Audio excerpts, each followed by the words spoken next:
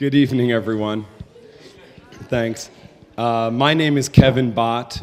This is a really special night for me, and excuse me, I'm losing my voice. It finally gave out after a week of little sleep. I just want to acknowledge this is a special night for me because it brings together, just personally, two very important worlds of mine. And so it gives you a sense of who you're sitting with tonight. On the one hand, this event was organized as part of a national conference of an organization called Imagining America, Artists and Scholars in Public Life. And I'm the associate director of that organization. It's an organization that is comprised of about 90 colleges and universities, and it supports and promotes higher education policies that acknowledge as legitimate the scholarly work and the artistic work of people who are working in colleges and universities in partnership with communities outside of higher education, and trying to address and trying to, hopefully solve issues in the real world, be they social issues like mass incarceration and the problem that we have with mass release and parole, and or if it's the environment, or any number of issues. That's what this network is about. So we have a conference every year. This year we're in New York City, and we thought this would be a great moment. Susan Sturm, who's from the Center for Institutional and Social Change at Columbia Law, and also a leader in Imagining America, we said this would be a great moment to hold an event that could strengthen the New York City network of people working on prison and reentry reform. Because there are a lot of people working on this issue in the city, and often it's hard to work together because people have a lot on their plates. I also, so I then want to acknowledge that there are a lot of people in the audience that are very connected to work that I did as a doctoral student and a graduate student working in prisons and in the world of reentry. And so some of those people are artists. We have a number of people who have spent time in prison and either did arts and theater inside prison and or did arts and theater when they came out of prison. And there are a number of people who are direct service providers, nonprofit leaders, and also folks in higher education who are working on this issue. To give a little context, there are over 2.1 million people who are incarcerated, and per capita, we have more black men in prisons in the United States than were in prisons in South Africa at the height of apartheid. And so there's a wonderful book by Michelle Alexander called The New Jim Crow that I highly recommend, that really traces the line from slavery to Jim Crow laws to incarceration, and the systematic way that it disempowers primarily economically poor black and brown individuals in our society. And many people think this is the civil rights issue of our day, and I agree with that. And I think we have to work very hard to find justice for a lot of people in our society. So that said, we hope that this is a night of some performance excerpts, and we hope it's a night of conversation, and we hope that afterwards it's a night where people can identify one another within the network locally and nationally. I do want to acknowledge a few people that I know are here. Catherine Vokins, who does wonderful work inside prisons in New York State with a group called Rehabilitation Through the Arts. I want to acknowledge Bruce Levitt, who's doing wonderful work at Auburn Prison through Cornell University. Dudley Koch with Roadside Apple Shop Thousand Kites, who is doing a lot of policy work nationally and in New York State about prison and parole reform. Vivian Nixon from College and Community Fellowship. Anyone from Osborne here? Osborne is in the house. Anyone from Exodus here? Exodus, no Exodus. Fortune, is anyone from Fortune here? Hi, Glenn. So there's a lot of folks who are doing really important work. So I hope that this can be a night that's exciting and galvanizing. And I'll have a few more words specifically to say about this, but I want to introduce a woman who's an associate professor here at the New School. And I want to thank the New School on the first weekend of October to find this space, and they gave it to us for free. I mean, it's like, it's crazy. So thank you to all the folks at New School, Brian and Joe and Amy, who made this possible. This is unbelievable. Zishan Ugurlu is an associate professor here at the New School and was doing theater work at Arthur Kill Correctional in Staten Island before they shut it down. So Zishan's going to say a few words to us. Hi, Zishan. Hi. Thank you. This is good. And I'll give it to you later. Hi, may I have some lights for the house, please? Thank you. Good evening, everyone. On behalf of the New School, I am pleased to welcome Imagining America to take part in this event tonight. My name is Zishan Ugurlu. I am an associate professor in the theater department, and I have been teaching at Lang College, Eugene Lang, the New School for Liberal Arts, for 8 years. Imagining America is an organization devoted to encouraging the collaboration between higher education and the public or nonprofit cultural organizations. As stated in their mission statement, Imagining America advances knowledge and creativity through publicly engaged scholarship that draws on humanities, arts, and design. Catalyzing change in campus practices, structures, and policies that enables publicly engaged artists and scholars to thrive and contribute to community action and revitalization. Imagining America is an organization devoted to putting public interest at the heart of American higher education. The New School has long believed in the value of civic engagement and social justice. From its inception in 1918, the New School has encouraged its students to think both critically and creatively about political, social, and cultural issues.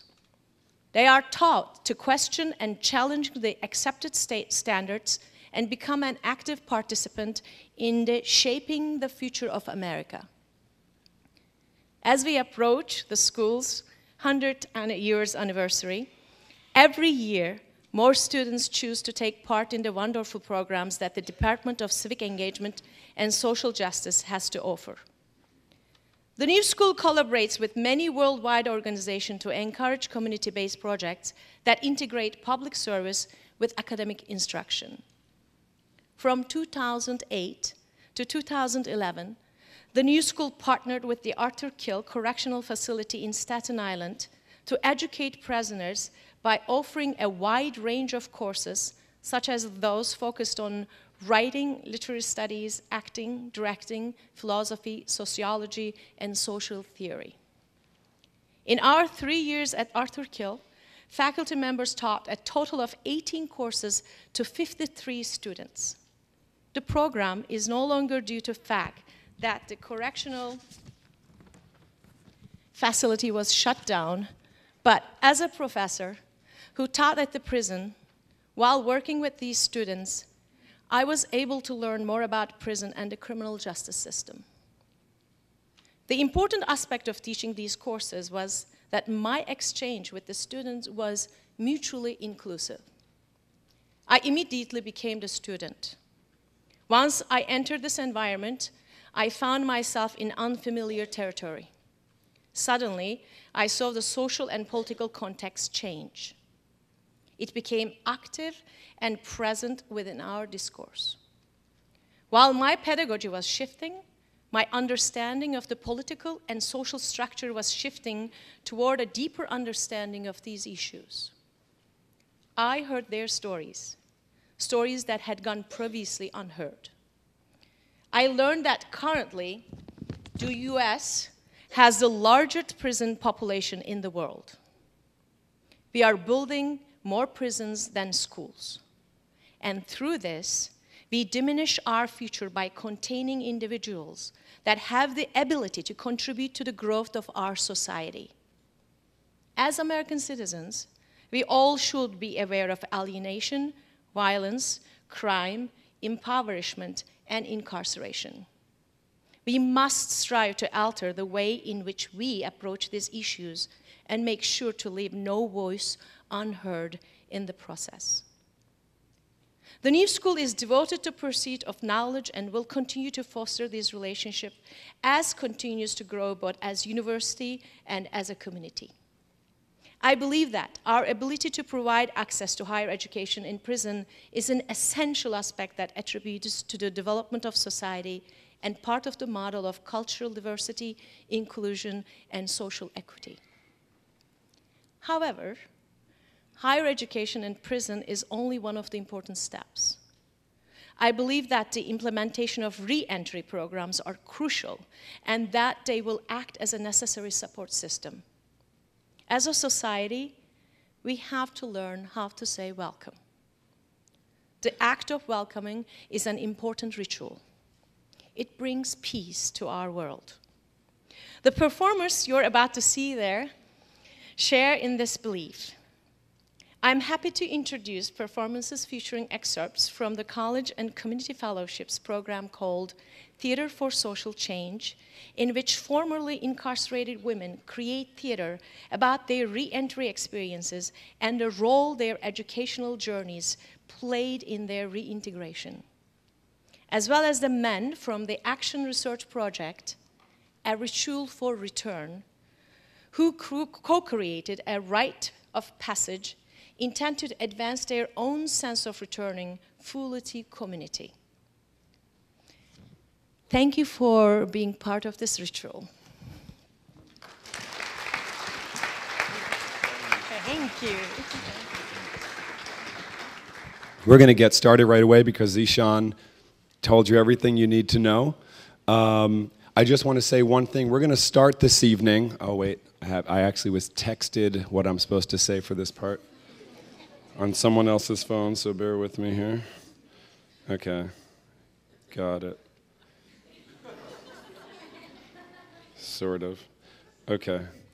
All right. So this is a 10-minute documentary that we're about to screen that I think gives a really wonderful context for the rest of the evening. When I was volunteering through rehabilitation through the arts a few years back, I was fortunate enough to meet a man who was incarcerated named Ronald Day, and he was the director of something called the PACE program, which is an inmate-run organization promoting promoting health amongst prisoners. And Ronald had co-written a play called A Lasting Impression for this program that was about hepatitis C and the dangers of hepatitis C. And we actually wound up getting permission somehow to get a camera crew and lights inside of a prison. It was a whole crazy experience, and the men did a film shoot in prison. And Ronald was doing a 15 to 45 year bid in the state system, and he was released after 15 years, which means that he was to be on parole for 35 years, checking in with the parole officer using taxpayer dollars for a man who now is receiving his PhD in criminology from CUNY and John Jay.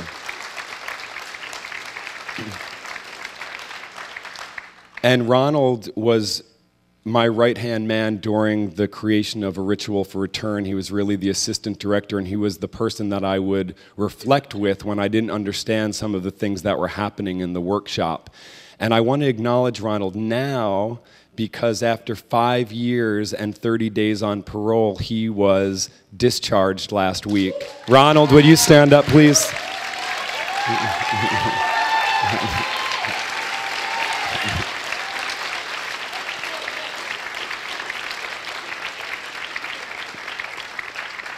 And Ronald is featured in what we're about to see, along with a woman named Mercedes Smith. And I just want to read what I was texted. Think Outside the Cell Foundation called on the world-class independent journalism collective 7 to produce a film about the experience of reentry.